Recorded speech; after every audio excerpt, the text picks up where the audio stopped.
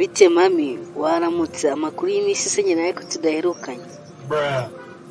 Uri kundamutsa se ni ibiryo uri kumana agakiza uri kuma wakumva uri kwivugishwa gutyo n'ibintu wankoreye wabiciwe ngarareba ariko umunsi umwe ngiye tuzahangana.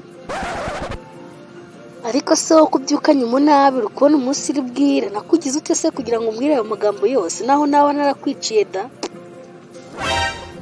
Nyenyenyeshwe uziko ariko nta n'umusuni ugira ibintu byose wakoze bifashe nka zero utangiye kumpindurira.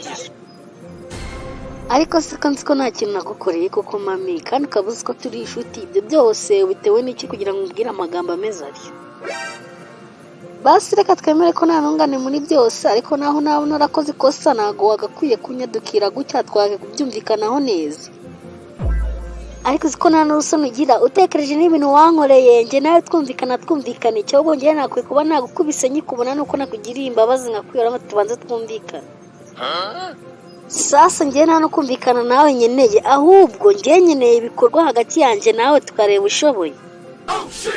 Umva dinge reka nze nkubwire nta mwanya afite yo kwirirwa nongana nawe kuko nzi ko nta kosa nagukoreye. Niba ari wowe ufite ikibazo genda ubyimenyere nanjye mbyimenyere niba udashaka ko twumvikana neza kuko nyine nagushaka urwana.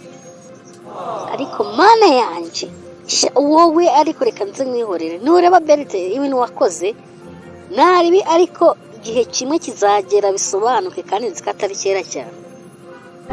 Umva rero reka nze nkubwire nahereka nicecekeye ndakwihorera niba udashoboye kuvuga ikibazo cyawe mvira mu nzira nuko ngera no kumpagarika umbaza ubusa urumva?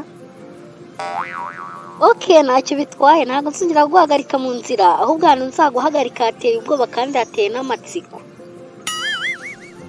kubera ko sigaje guhagarika mu kaburi wabiciwe.